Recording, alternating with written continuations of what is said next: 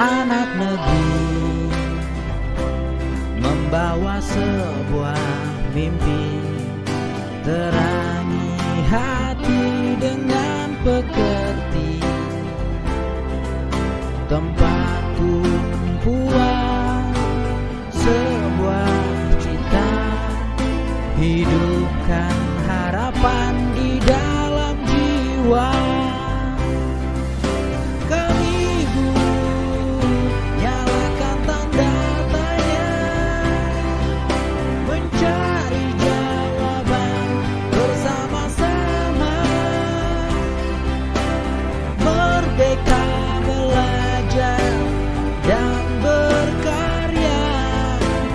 Masa depan anak-anak bangsa.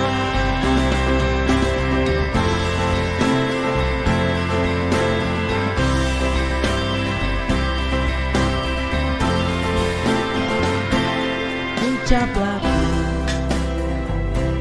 jadi keteladanan, mendidik haruslah melibatkan, membuka diri, selalu refleksi, menjadi pembelajar yang mandiri.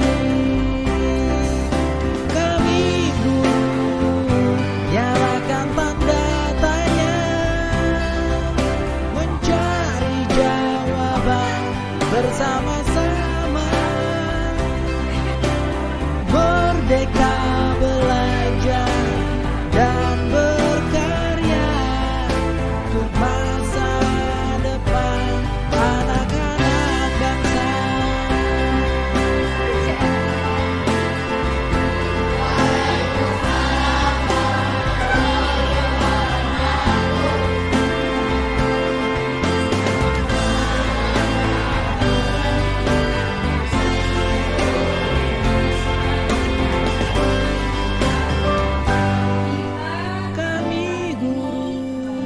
Nyalakan tanda tanya,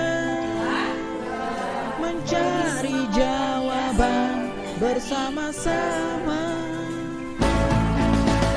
merdeka belajar dan berkarya untuk masa depan anak-anak bangsa. Merdeka belajar dan berkarya untuk masa depan anak-anak bangsa, untuk masa depan anak-anak bangsa, untuk masa depan anak-anak bangsa.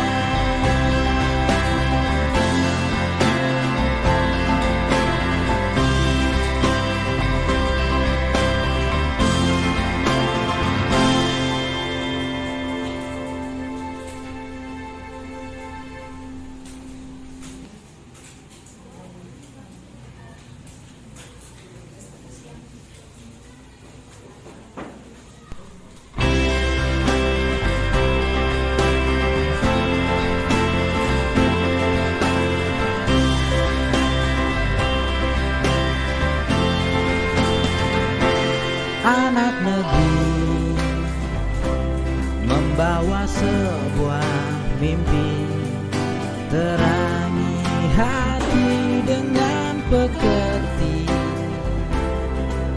tempat tumpuan sebuah cita, hidupkan harapan di dalam jiwa.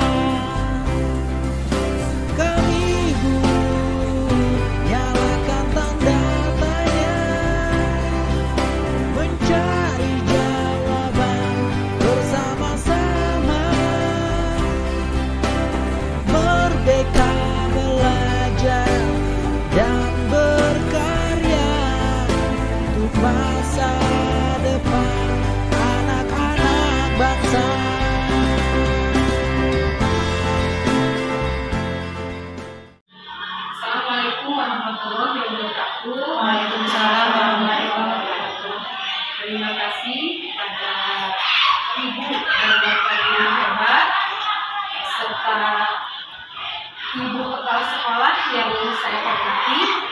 Pada kesempatan ini saya akan mengimbaskan ilmu selama saya mengikuti CGP, itu modul 1 dari modul 1.1 sampai ke modul 1.4.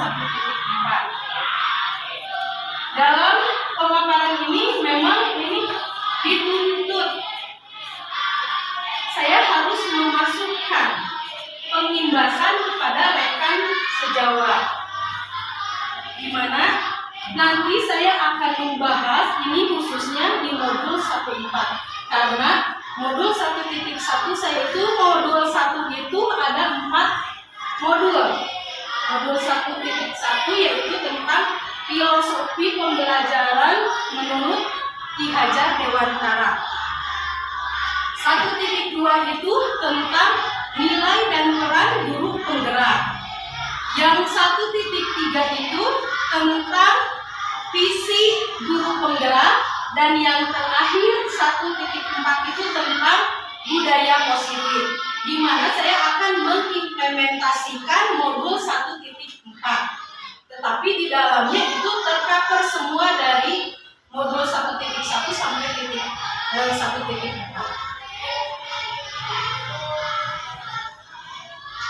Di dalam modul ini nanti akan saya paparkan itu ada 6 materi tentang perubahan paradigma belajar, kemudian disiplin positif, lalu kebutuhan dasar, yang kelima posisi kontrol manusia, dan yang keenam keyakinan kelas dan segitiga restitusi. Bagaimana ini tentang keenam materi ini nanti akan saya papas satu persatu. Akan saya kupas satu persatu. Sebelum ke materi, saya ingin bertanya dulu kepada Ibu dan Bapak. Jika di tangan Ibu Bapak itu ada benda paling berharga menurut Ibu Bapak, ya, kita simpan di tangan kita dan kita kepalkan. Benda yang paling berharga itu entah menyangkut nyawa atau apa, pokoknya sangat-sangat berharga. Nah, nanti temannya, karena kita satu-satu ya, temannya yang sebelahnya lagi berusaha, misalnya Bu Haji yang mengepal, Pak Patur yang mencoba untuk membuka, entah itu dengan cara bujukan, rayuan, dengan iming-iming hadiah atau dengan desakan, ya, segala macam cara akan dilakukan oleh Pak Patur untuk membuka kepalan benda berharga yang ada di tangan Bu Haji ini, ya. Sama, misalnya Bu Dini yang mengepal, Pak Opi yang berusaha untuk membukanya, ya. Nah, sama, dan yang lainnya juga. Ini ya, seperti ini. Lalu coba kita pejamkan. Ibaratnya misalnya Bu Dini mengepal, Pak Opi yang membujuk agar Bu Dini mau membuka tangannya ini, kepalanya ini. Kita bayangkan Pak Opi itu berbagai cara, berbagai strategi untuk mengambil benda yang ada di tangan Bu Dini. Nih, apa Anda atau B, misalnya apa Bu Dini atau Pak Opi membuka kepalan tangan Anda? Mengapa? Coba kalau Ibu ini punya sesuatu yang berharga, oleh temannya dicoba dibuka dengan segala macam cara. Apa Ibu akan membukanya? Akan membuka tergantung kebutuhan. Akan membuka tergantung dengan sangat darurat, misalnya ya, kita kan lagi yang berharga. Ya. Ini bisa sampai kelaparan atau apa? Kan masa kita egois, gitu kan? Bisa aja dibuka, silakan. Ya. Dibuka karena kalau udah menyangkut terancam nyawa, lebih baik barang aja dikasihkan, nyawa selamat, barang hilang nggak apa-apa. Kalau nyawa kan bisa ada gantinya, kalau barang bisa ada gantinya. Jadi bagaimana situasinya ya? Ya, bagaimana situasinya? Nah, sekarang dibalik, Pak Patur yang memegang benda itu, Bu Haji yang mencoba mengambil Dipertahankan. Ya. Bagaimana akan diberikan, akan dibuka atau tetap dikepalkan? Dikepal tetap. Kenapa? Apa alasannya? Alasannya karena Pak Patur masih laki-laki, Bu Siti perempuan gak akan berani melawan Pak Patur. Pasihan masyarakat panah bagi. Iya. Lalu yang ketiga, dalam kegiatan ini sesungguhnya siapa yang memegang kendali? Nah, tadi Bu Haji saurna maaf karena di sini budaya Sunda, jadi kita ini saja ya, ada campur. Tadi Bu Haji kekeh ingin mempertahankan, tapi dengan situasi yang berbeda, maka akan membukanya. Itu kata Bu Haji dan Pak Nana ya. Nah, sekarang kegiatan sesungguhnya yang memegang kendali itu siapa? Yang memegang, yang mengenal. Siapa yang mempunyai benda itu? Yang mengepal. Siapa yang mengepalnya? Jadi yang memegang kendali itu adalah diri kita sendiri. Tidak bisa orang lain mengalahkan. Ya, kita simak. Yang pertama adalah perubahan paradigma belajar. Ya. Perubahan paradigma belajar ini ada latar belakangnya dari zaman kolonial sampai zaman reformasi. Orde lama, orde baru sampai reformasi ini ya. Ini yang melatar belakangi sistem pendidikan di Indonesia dan sejarah sistem pendidikan ya. Mulai dari sistem pemerintahan orde lama, orde baru, reformasi, hingga telah bermunculan berbagai problema dalam pendidikan ya. Di antaranya masalah pemerataan, efisiensi, relevansi dan mutu pendidikan. Yang sering ini adalah mutu pendidikan di berbagai instansi pendidikan ya, pasti mutu pendidikan. Kita lanjut. Nah, perubahan paradigma didorong oleh hasil analisis ya. Ini analisis mutakhir ya tentunya, yang menunjukkan bahwa sistem yang dianut tidak lagi memberi hasil atau keuntungan yang memuaskan. Jadi selama ini pendidikan yang sistem pendidikan yang ada di Indonesia itu hasilnya ini saja, tidak ada perubahan yang signifikan. Lalu perubahan paradigma dalam proses pembelajaran yang awalnya berpusat pada guru ya, menjadi pembelajaran yang berpusat pada siswa. Begitu ya, istilah dulu sumber ilmu satu-satunya itu guru.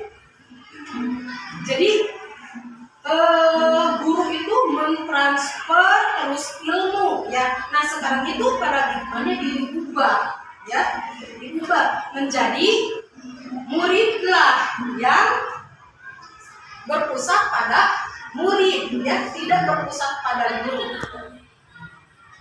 Kemudian itu adalah sejarah tentang paradigma ya pembelajaran. Yang kedua, disiplin positif. Nanti itu yang kepalan tangan itu akan terkupas ya. Kenapa sih di awal pembelajaran itu ada pembahasannya ya? Sekarang disiplin positif. disiplin positif dalam budaya kita, makna kata disiplin menjadi sesuatu yang dilakukan seseorang pada orang lain untuk mendapatkan kepatuhan. Contohnya, kata disiplin itu identik dengan kepatuhan. Anak harus disiplin berarti anak harus patuh, ya, harus patuh. Kita cenderung menghubungkan kata disiplin dengan ketidaknyamanan. Karena apa? Di samping kata disiplin ada sanksi, ya, ada hukuman dan lain sebagainya.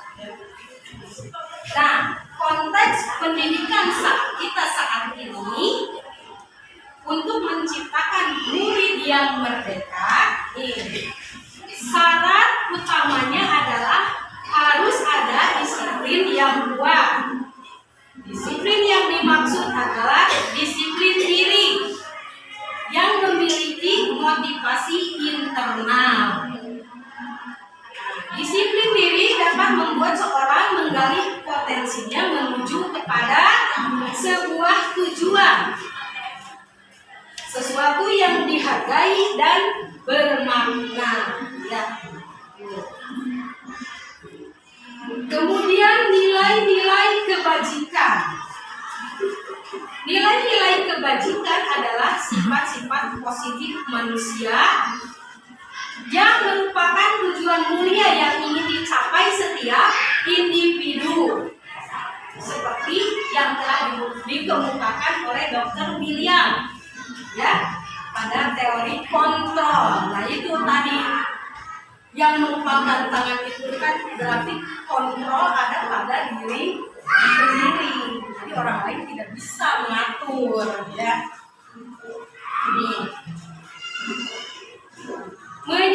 Teori kontrol menyatakan bahwa setiap perbuatan memiliki suatu tujuan, dan selanjutnya Diani mengemukakan bahwa dengan mengaitkan nilai-nilai kebajikan yang diyakini seorang, maka motivasi intrinsiknya di dalamnya akan terbangun, ya, sehingga menggerakkan motivasi dari dalam untuk dapat mencapai tujuan mulia yang diinginkan.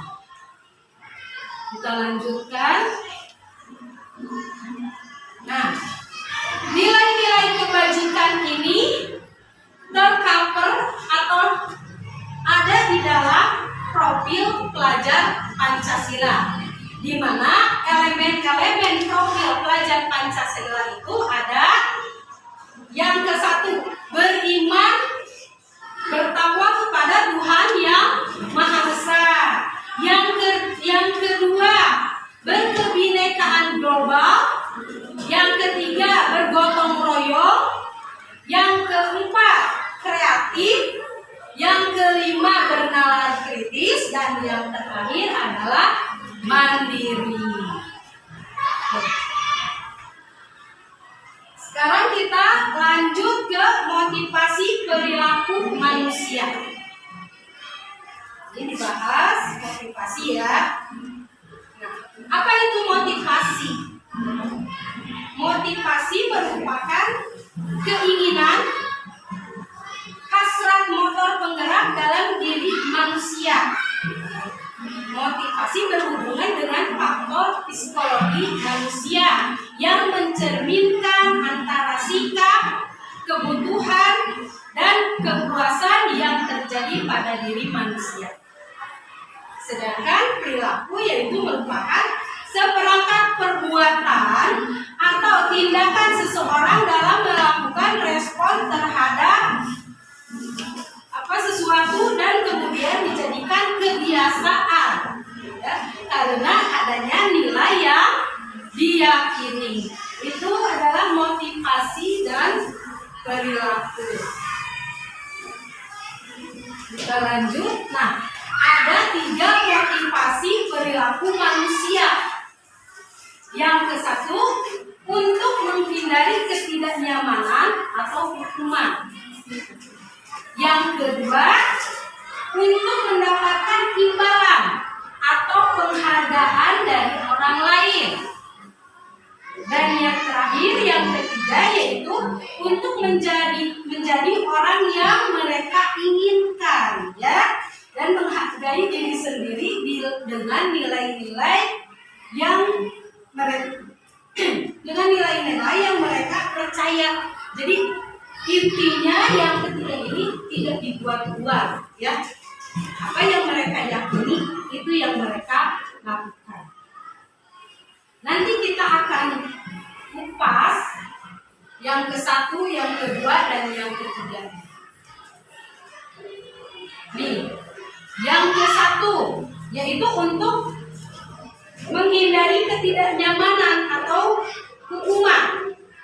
Jadi kata disiplin ini misalnya, sekolah itu masuk pukul 7. Karena kita takut kalau misalnya kita datang pukul 7 lewat 10 menit, kita takut dapat teguran atau tidak nyaman, ya. Maka kita akan melakukan disiplin yang seperti itu.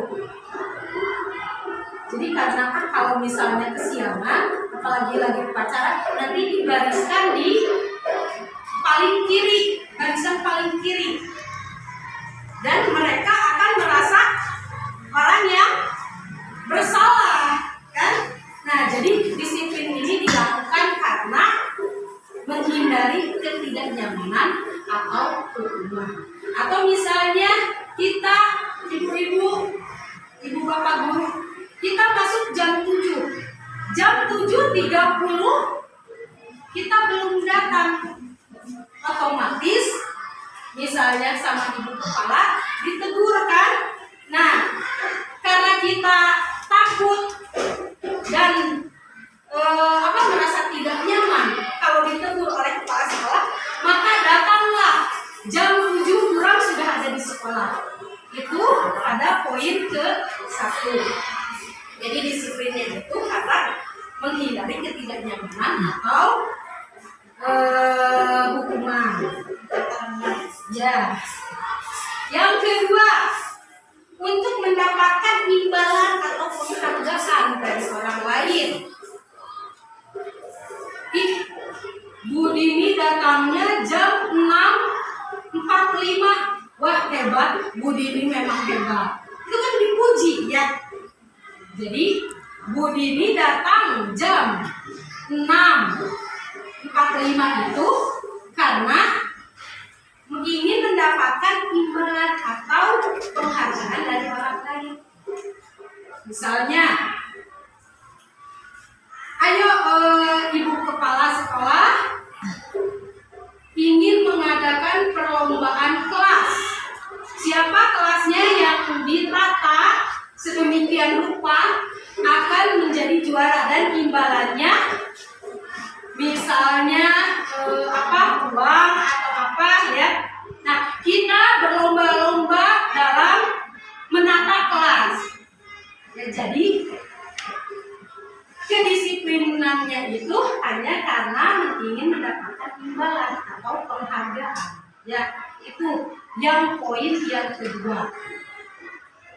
Yang ketiga, untuk menjadi orang yang mereka inginkan dan menghargai diri sendiri dengan nilai-nilai yang mereka percaya.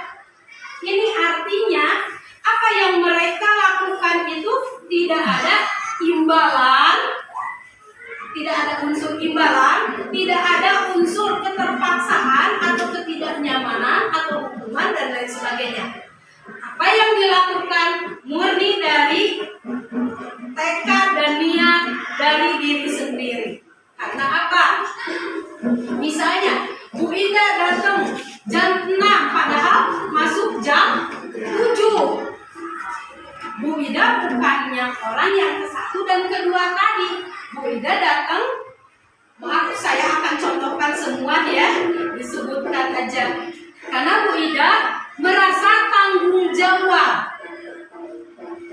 bahwa saya harus datang jam sekian misalnya. Jadi bukan karena iming-iming hadiah atau imbalan, bukan karena iming-iming menghindari ketidaknyamanan atau apa, bukan ya, karena dari keluar dari diri sendiri ya ini. Karena mereka mempunyai nilai-nilai yang mereka yakini ya. Oke, itu tentang motivasi ya. Selanjutnya ada kebutuhan dasar. Ya, apa itu kebutuhan dasar? Nah, ini ada contoh kasus ya. Punten Bu Dini, awaskeun. Gambar guru wali kelas 2 di SD Tirtawati sedang bingung menghadapi salah satu murid di kelasnya Doni. Beberapa anak di kelas 2A telah datang padanya dan mengeluhkan Doni yang seringkali meminta bekal makan siang mereka dengan paksa. Jika Anda menghadapi situasi seperti itu, apa yang akan Ibu Bapak lakukan? Menurut Ibu Bapak, kira-kira apa alasan Doni melakukan hal itu? Coba. Ini tadi ada kasus tentang anak didik ya, tentang murid, di mana murid itu bernama Doni. Yang dilakukan Doni adalah sering meminta makan temannya, meminta makanan temannya. Coba menurut Ibu dan Bapak guru, jika Ibu menjadi seperti Ibu Ambar, apa yang akan Ibu Bapak lakukan? Dinasehati aja, banyak ngobrol. Ditanya tahu enggak, itu juga salah tanya.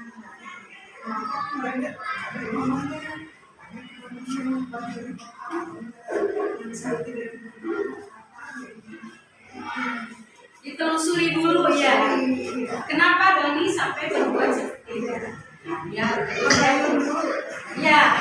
Ada yang lain? Bu Ani apa? Dibawa ke ruang guru. Dibawa ke ruang guru.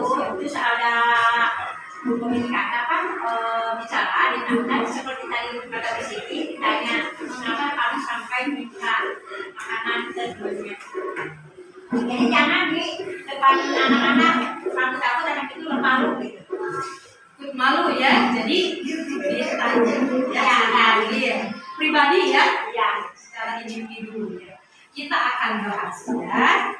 Ini tadi yang sedang kita bahas adalah tentang apa? Kebutuhan dasar manusia. Kita lihat dari contoh kasus ini akan tergambar apa itu kebutuhan dasar manusia.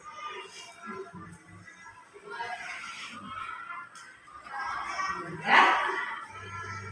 Merujuk pada situasi yang sedang dihadapi Ibu Ambar ya tadi, dalam konteks menegakkan disiplin positif, Ibu Ambar sebaiknya mencari tahu alasan Doni melakukan tindakan tersebut sesuai ya dengan apa yang dikemukakan oleh Bu Haji Siti, oleh Bu Ani ya, sesuai dengan ini.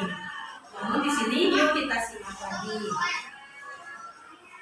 Nah, di sini seluruh tindakan manusia, baik itu yang baik atau yang kurang baik, itu pasti memiliki alasan. Satu, tujuan ya, entah itu tidak terlepas baik atau kurang baiknya. Nah, ya. Contohnya tadi, Doni melakukan hal tersebut untuk tujuannya, untuk alasannya untuk memenuhi kebutuhannya ya. Karena kebutuhan manusia tadi yang telah disimak tadi, yang telah dikatakan tadi, kebutuhan manusia itu ada 5 ya. Nanti jadi Doni ini yaitu misalnya untuk kebutuhan hidup, ya, bertahan hidup.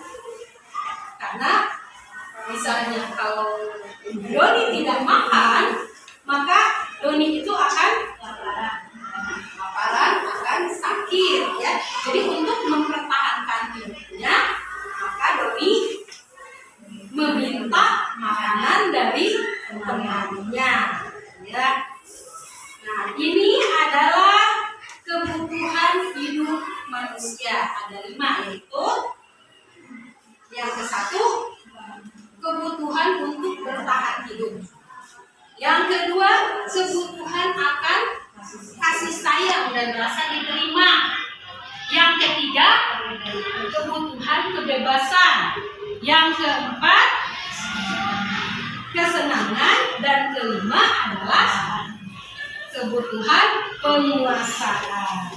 Nah, yang ini ketika seorang murid melakukan suatu perbuatan yang bertentangan dengan nilai-nilai kebajikan atau melanggar peraturan, hal itu sebenarnya dikarenakan mereka gagal memenuhi kebutuhan dasar mereka. Jadi yang 5 ini, ada misalnya anak itu kalau istilahnya berkelahi atau misalnya mengganggu temannya, itu anak itu pasti sedang mencari atau pasti sedang memenuhi kebutuhan dasarnya. Entah itu kebutuhan dasarnya untuk mempertahankan hidupnya, untuk mencari kebebasan, mencari kesenangan, lalu untuk penguasaan dan lain sebagainya, ya. Nah, ini adalah kebutuhan dasar manusia, ya. Ada bertahan hidup, cinta dan kasih sayang, kebebasan, kesenangan dan kekuasaan. Lanjut. Nah, dari kasus tadi, kasus Doni tadi yang selalu meminta makanan dari temannya ini, kita akan kupas tentang kebutuhan bertahan hidup. Kenapa Doni itu selalu meminta makanan temannya? Ya, nih di sini dijelaskan, ya, bahwa kebutuhan bertahan hidup adalah kebutuhan yang bersifat fisiologis untuk bertahan hidup. Misalnya kesehatan, rumah, makanan, ya, itu kebutuhan dasar. Nah, kebutuhan biologis sebagai bagian dari proses reproduksi, termasuk kebutuhan untuk tetap bertahan hidup. Nih, dalam kasus Doni tadi, apabila jawaban Doni ketika ditanya oleh Bu Ambar tadi, ya, kan tadi seperti kata Bu Haji Siti, Bu Ani yang dipanggil, jadi ya ditanya, ya. Nah, ini jika jawaban Doni itu karena ditanya adalah karena ia lapar dan orang tuanya tidak membawakannya bekal makanan, maka kebutuhan dasar yang sedang dipenuhi oleh Doni adalah kebutuhan untuk bertahan hidup, ya, kebutuhan untuk bertahan hidup. Jadi Doni melakukan hal itu karena dia lapar dan ingin mempertahankan hidupnya. Jadi dia menutupinya dengan cara yang seperti itu. Lanjut lagi.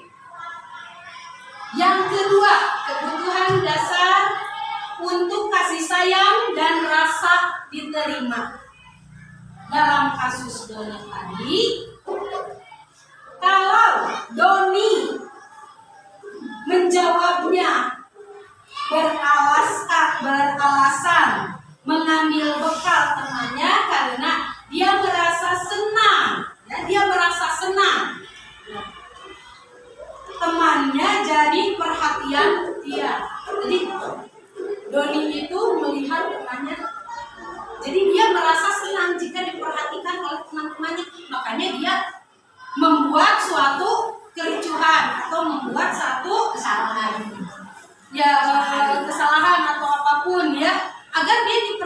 perhatikan. Ya, ya MPO mencari kasih sayang.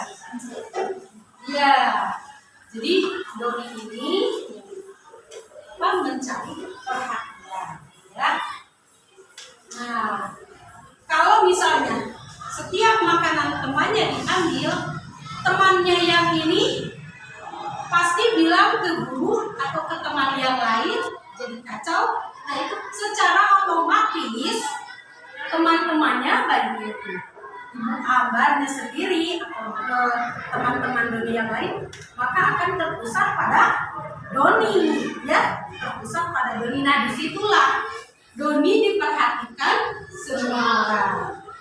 Ini ya yang kedua. Kita lanjut dengan yang kedua.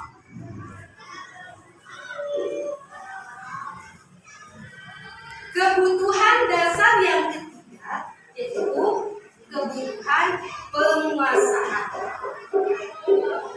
Dengan adanya kasus Doni ini, apabila Doni menjawab, dia merasa hebat karena temannya jadi takut dengan dia dan menurut keinginannya.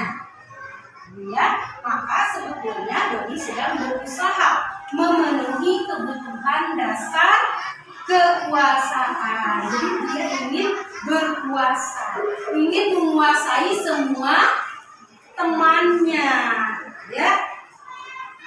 Karena Doni misalnya berani minta makanan ini. Jadi semua karena merasa takut kepada Doni, jadi Doni akan memenuhi kebutuhan dasarnya penguasaan, menguasai yang lain. Kemudian kebutuhan dasar ini masih Doni ya, kebebasan ya. Ini tentang kebutuhan dasar kebebasan. Dari kasus Doni tadi, jika jawaban Doni di atas adalah bahwa dia merasa bosan ya dengan bekal makanan yang dibawakan oleh ibunya, karena ibunya selalu membawakan bekal yang sama. Ya. Oleh karena itu dia ingin mencoba makanan dari teman-temannya yang beraneka ragam. Maka Doni sedang berusaha memenuhi kebutuhan akan kebebasan.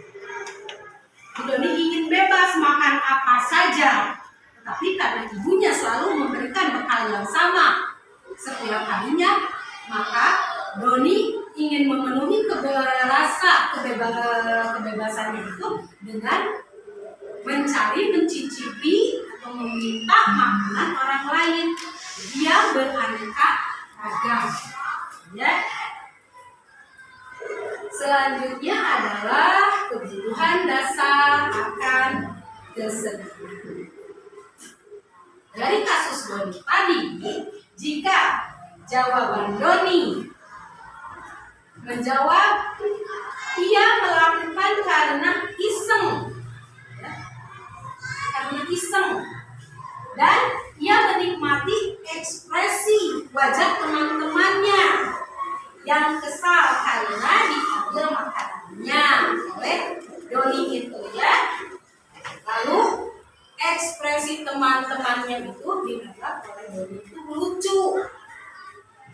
Ya mungkin Doni mengambil makanan A. A itu kesal karena makanannya diambil. Makanan B. B juga marah karena makanannya diambil. Yang C nangis karena makanannya diambil. Nah itu Doni itu merasa puas. Ya. Merasa puas melihat mimik-mimik wajah teman-temannya. Jadi itu Doni sedang mencari atau sedang memenuhi kebutuhan akan kesenangan. Ya. Itu 5 kebutuhan dasar manusia, di mana Tadi telah dijelaskan bahwa setiap tindakan atau perilaku yang dilakukan itu mempunyai suatu alasan atau satu tujuan, ya. Jadi kasus Doni ini telah kita kupas. Kenapa Doni itu seperti itu, ya? Sampai sini ada yang mau bertanya dulu? Atau kita lanjutkan saja? Ya. Kita akan mengupas tentang posisi kontrol restitusi. Ya. Apa itu? Ada 5 posisi kontrol. Ya. Yang satu sebagai penghukum, yang kedua sebagai pembuat merasa bersalah, yang ketiga sebagai teman, yang keempat sebagai pemantau, dan yang terakhir sebagai manajer. Ini 5 posisi kontrol, ya, yang ada pada setiap ibu dan bapak guru. Yuk, kita kupas tentang apa itu penghukum, pembuat merasa bersalah, sebagai teman, sebagai pemantau, dan sebagai manajer. Kita akan jelaskan.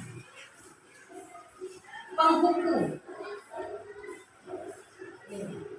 Penghukum adalah seorang yang bisa menggunakan hukuman fisik maupun verbal. Ya. Orang-orang yang menjalankan posisi penghukum senantiasa mengatakan bahwa sekolah memerlukan sistem atau alat yang lebih menekan murid-muridnya. Posisi penghukum itu pasti berkata, patuhi aturan saya atau awas. Ya, itu ada ancaman kan? Patuhi hukuman saya atau awas. Atau kamu selalu saja salah. Jadi menjas, ya, kamu selalu aja salah. Selalu, pasti selalu yang terakhir selesai. Itu kalau anak yang mengerjakan tugas dan kita melontarkan kata itu, yaitu sebagai. Nah, guru seperti ini senantiasa percaya hanya ada satu cara agar pembelajaran bisa berhasil, yaitu cara dia. Penghukum, nada suaranya tinggi, bahasa tubuh, mata melotot, dan seringnya menghardik. Itu adalah penghukum. Tanyakan kepada diri Anda, bagaimana perasaan murid bila guru berbicara seperti itu pada saat muridnya sedang terlambat. Misalnya, kenapa kamu sering datang terlambat? Sambil melotot, ya. Dan kamu angger, terlambat lagi. Jadi udah menjas anak itu terlambat, akan selalu terlambat. Nah, itu sebagai penghukum, ya. Dan hasilnya apa? Ya, iya, kemungkinan murid marah dan mendendam, ya, atau bersifat agresif. Bisa jadi sesudah kembali duduk, murid tersebut akan mencoret-coret bukunya atau meja. Pokoknya murid itu menumpahkan kekesalannya karena dimarahi oleh gurunya, dia akan menumpahkan kepada bukunya. Setelah dia kembali duduk, si buku itu akan dicoret-coret atau bahkan meja, ya. Atau lebih parah, ini bisa melukai dirinya sendiri. Ya, ini akibat atau hasil yang akan terjadi bila seorang guru bersifat penghukum. Yang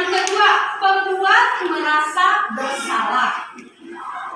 Nih, pada posisi ini biasanya guru akan bersuara lebih lembut, ya, akan lebih lembut, membuat rasa bersalah, akan menggunakan keheningan yang membuat orang lain merasa tidak nyaman, bersalah atau rendah diri. Dan biasanya kata-kata yang diucapkan atau dilontarkan oleh guru itu seperti ibu sangat kecewa,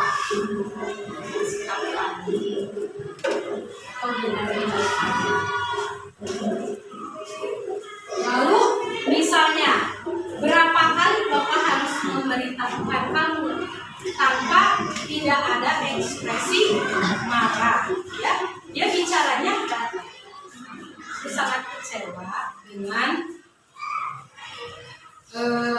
apa yang kamu lakukan. Tidak ada kelototan atau tidak ada marah, tapi bicaranya lebih lembut. Di posisi ini, murid akan memiliki penilaian diri yang buruk tentang diri mereka. Ya. Murid merasa tidak berharga dan telah mengecewakan orang yang disayangi. Jadi karena gurunya misalnya nilai ulangan anak itu misalnya di bawah KKM. Lalu ibu gurunya melontarkan ucapan, ibu merasa kecewa dengan nilai kamu.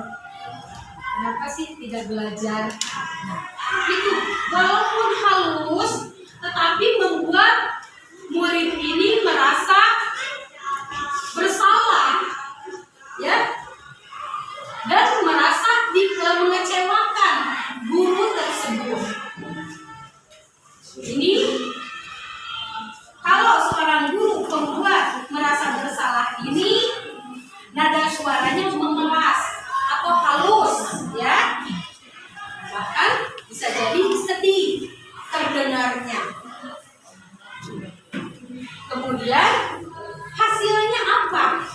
Yang dihasilkan dari guru pembuat merasa bersalah ini, murid akan merasa bersalah telah mengecewakan guru tersebut, mengecewakan ibu dan bapak gurunya. Lalu murid merasa menjadi orang yang gagal, ya, dan tidak sanggup membahagiakan orang lain. Jadi murid akan cenderung merasa murung karena perasaan mereka itu dia telah mengecewakan gurunya, ya. Lalu dia merasa bersalah karena mendapatkan nilai yang di bawah standar, misalnya di bawah KKM. Jadi murid itu akan cenderung lesu, ya, kecewa terhadap dirinya sendiri. Ini kalau guru pembuat merasa bersalah. Kemudian kalau seorang guru sebagai teman,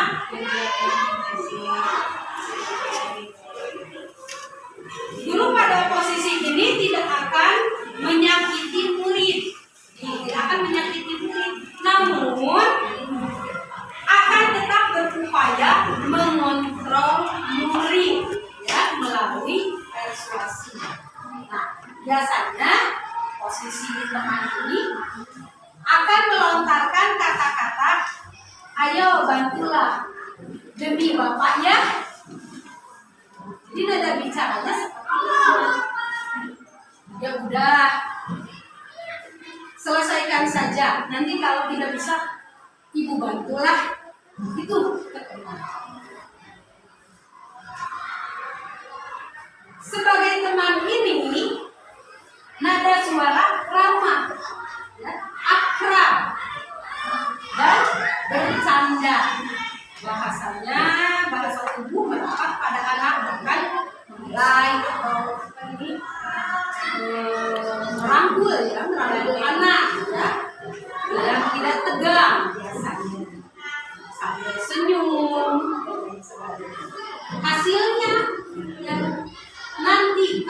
melakukan sebagai teman, ini hasilnya yaitu murid akan merasa senang dan akrab dengan gurunya. Ya.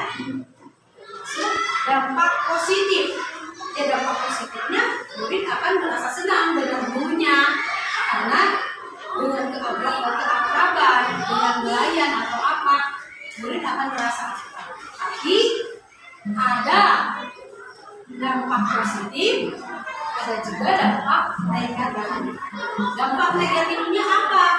Murid dia ada ketergantungan dari murid itu oleh gurunya. Jadi kalau misalnya dia belum menyelesaikan tugas, biarinlah, dan nanti juga ibu atau bapak guru akan membantu saya. Jadi tidak mandiri anak itu, jadi timbul ketergantungan. Itu dampak negatif. Kemudian sebagai pemantau,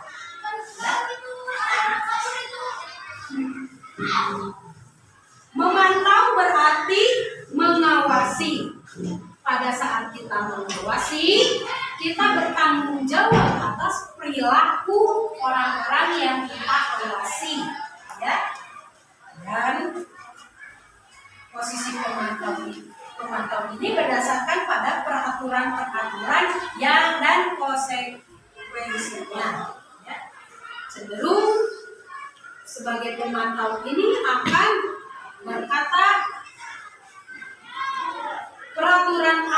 tentang peraturan, ya, peraturannya apa? Misalnya kesiangan. Kenapa kamu kesiangan? Kamu tahu peraturan sekolah kita, kalau kamu kesiangan wajarnya datar, ya, ini datar. Bahasa tubuhnya formal. Jadi cenderung agak kaku, ya. Lalu misalnya kata yang akan dilontarkannya, Adi, tahukah kamu jam berapa kita mulai? Kata Adi, tahu Pak. Kamu terlambat 15 menit.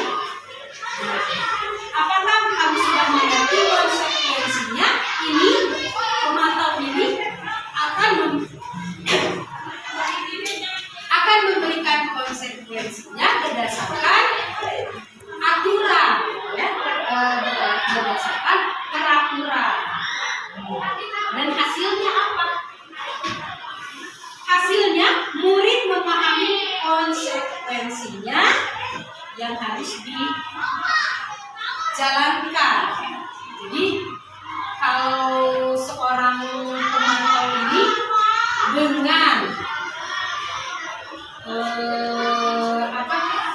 peraturan yang harus selalu ditegakkan dan dengan konsekuensi dari aturan itu, maka murid akan menjalankannya, ya. Ini pemantau. Kemudian yang terakhir sebagai manajer. Bagaimana seorang manajer? Posisi terakhir manajer adalah posisi di mana guru berbuat sesuatu bersama dengan murid. Jadi tidak yang menentukan itu bukan guru, tapi guru bersama murid.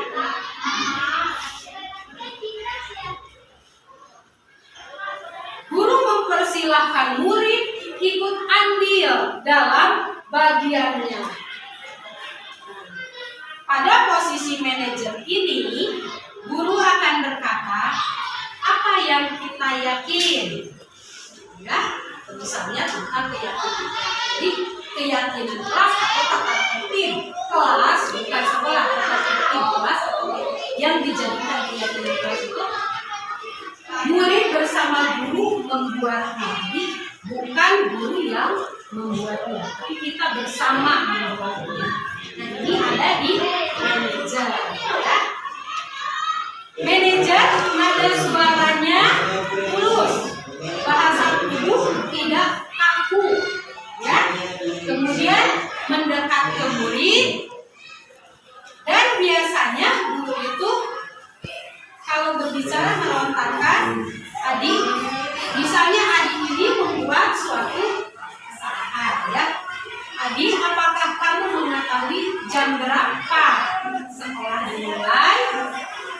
Adi menjawab, tahu Pak, jam 7 misalnya.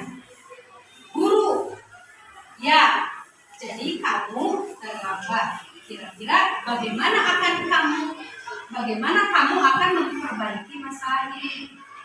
Ya Pak, saya akan datang tepat waktu. Bagaimana caranya? Misalnya saya tidur lebih awal, tidak main HP sampai larut malam. Oh begitu ya, kata gurunya. Kapan itu akan dimulai? Saat ini Pak. Baik, jadi kamu telah memahami ya apa kesalahan kamu. Ibu tunggu atau bapak tunggu itikat baik kamu, karena manusia itu tidak lepas dari kesalahannya. Terima kasih Adi misalnya. Nah itu pembicaraan sebagai manajer. Jadi walaupun murid melakukan kesalahan, guru itu tidak langsung memarahinya, diajak bicara. Jadi murid punya masalah, yang memecahkan masalah ini bukan gurunya, tetapi murid itu sendiri ya, dengan keyakinan kelasnya, keyakinan yang dia yakini ya. Jadi guru hanya mengarang-arangkan. Jadi dia yang berbuat salah, dia yang memperbaiki, dan apa yang diperbaikinya dia juga, murid juga yang memberikan solusinya. Seperti itu. Itu adalah sebagai manajer ya. Jadi hasilnya murid itu akan melaksanakan sesuai keyakinannya dengan kesadaran sendiri, bukan karena takut dipanggil lagi oleh ibu guru atau bapak guru, bukan. Jadi dia melakukan merubah kesalahannya menjadi nilai-nilai kebaikannya atas dasar kemauannya sendiri ya, bukan berdasarkan takut atau apa, tertekan atau apa, tidak ya. Ini sebagai posisi kontrol ya. Nah silakan ibu bapak ada di posisi mana ya? Campuran ya. Kebanyakan teman dan pemantau ya. Untuk menuju ke sebagai manajer itu perlu proses ya. Oke, mudah-mudahan kita semua menjadi seorang guru sebagai manajer. Lanjut, keyakinan kelas dan segitiga restitusi. Mengapa keyakinan kelas? Mengapa tidak peraturan kelas saja? Kenapa sih disebut keyakinan kelas? Kenapa tidak peraturan kelas saja? Coba. Nah, ini untuk menyebutkan keyakinan atau peraturan ya. Ada dua pertanyaan. Mengapa kita memiliki peraturan tentang penggunaan helm? Nah, pada saat mengendarai kendaraan bermotor, kenapa kita harus pakai helm? Kenapa?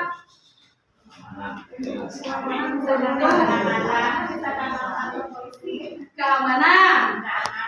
Takut ditilang ya, karena peraturan atau apa. Oke. Yang kedua, mengapa kita harus pakai masker dan harus selalu cuci tangan? Takut penyakit. Apalagi? Karena untuk kesehatan. Ya. Jadi intinya ini adalah kalau kita menggunakan helm misalnya karena untuk keselamatan kita ya. Ya. Kalau ini kenapa kita harus pakai masker atau hand sanitizer atau cuci tangan? Karena untuk kesehatan kita. Ya. Nih, ini berhubungan dengan keyakinan kelas. Nilai-nilai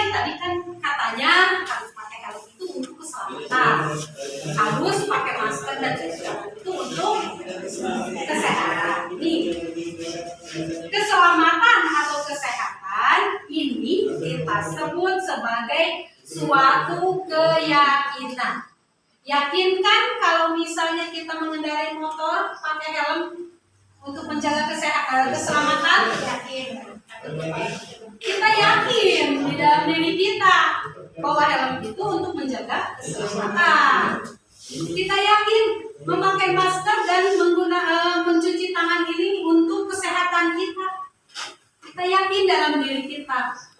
Ya, maka ini disebut keyakinan, yaitu nilai-nilai kebajikan universal yang disepakati secara tersirat dan tersurat. Lepas dari latar belakang suku, negara, ras, maupun agama. Ya. Nilai-nilai kebajikan menekankan pada keyakinan seseorang akan lebih memotivasi seseorang, ya, memotivasi seseorang, diri seseorang, ya. Nah, seseorang akan lebih tergerak dan bersemangat untuk menjalankan keyakinannya daripada hanya sekedar mengikuti serangkaian peraturan tertulis.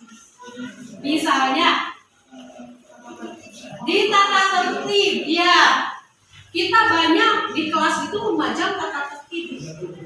Berapa poin tata tertib? Kalaupun anak mengikuti tata tertib, itu akan karena apa?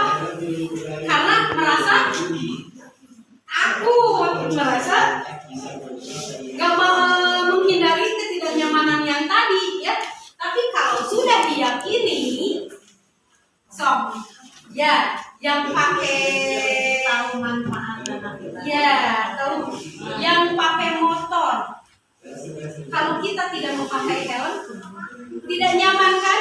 Justru itu bukan dari disuruh oleh orang lain, tetapi dari diri kita sendiri. Kita harus memakai helm. Nah, seperti ini. Nah, ini tahapan segitiga restitusi. Yang ke-1, menstabilkan identitas. Yang kedua, validasi tindakan yang salah. Dan yang ketiga, menanyakan keyakinan. Ya. Ini tentang restitusi tadi yang seperti seorang manajer katakan dalam menghadapi atau menangani satu kasus misalnya, ya, dari anak didiknya. Nah, ini seorang manajer itu pasti akan menggunakan ini untuk mencari jalan keluarnya atau memecahkan masalahnya, akan menggunakan segitiga restitusi. Ya. Apa itu segitiga restitusi? Yang ke-1, sisi ke-1, menstabilkan identitas. Tadi yang paling bawah ini, yang ke-1 itu yaitu menstabilkan identitas. Bagian dasar dari segitiga bertujuan untuk mengubah identitas anak dari orang yang gagal karena melakukan kesalahan menjadi orang yang sukses. Anak ini membuat kesalahan. Kita ubah, ya, tujuan dari restitusi ini. Anak ini gagal, tapi harus menjadi orang yang sukses. Bukan berarti anak ini gagal, ya sudah gagal. Tidak, ya. Dari anak yang gagal ini menjadi anak yang sukses. Ini tujuan dari menstabilkan identitas. Lalu dia mencoba untuk menumbuhi kebutuhan dasarnya, namun ada benturan. Ya, anak ini kenapa sih bisa gagal? Karena dia ingin memenuhi kebutuhannya. Ya, yang tadi itu, yang kebutuhan dasar manusia itu, apa kebutuhannya? Tergantung dari anak itu sendiri, ya. Kalau kita mengkritik dia, maka kita akan tetap membuatnya dalam posisi gagal. Jadi udah nggak gagal, jangan dikritik, tetapi harus apa? Distabilkan identitasnya. Ya, ini. Kalau kita ingin dia menjadi reflektif, maka kita harus meyakinkan anak tersebut bahwa kamu akan berhasil atau kamu akan sukses. Ya, memotivasi. Yang kedua, sisi kedua yaitu yang sebelah sini, memvalidasi tindakan yang salah. Ya, setiap tindakan kita dilakukan dengan suatu tujuan. Apapun tindakannya pasti ada sesuatu tujuan, yaitu memenuhi kebutuhan. Dan menurut teori kontrol, semua tindakan manusia baik atau buruk pasti memiliki maksud atau tujuan tertentu. Seorang guru yang memahami teori kontrol pasti akan mengubah pandangannya dari teori stimulus ke cara berpikir produktif, ya, dan mengenali tujuan dari setiap tindakan. Lalu sisi yang ketiga yang tadi sebelah sini, menanyakan keyakinan. Teori kontrol menyatakan bahwa kita pada dasarnya termotivasi secara internal. Ketika identitas sukses telah tercapai, yang langkah ke-1 itu yang didasar, dan tingkah laku yang salah telah divalidasi, yang kedua yang sebelah sini, maka anak akan siap untuk dihubungkan dengan nilai-nilai yang dipercaya dan berpindah menjadi seorang yang dia inginkan, ya. Jadi akan restitusinya akan membentuk anak menjadi yang gagal menjadi seorang anak yang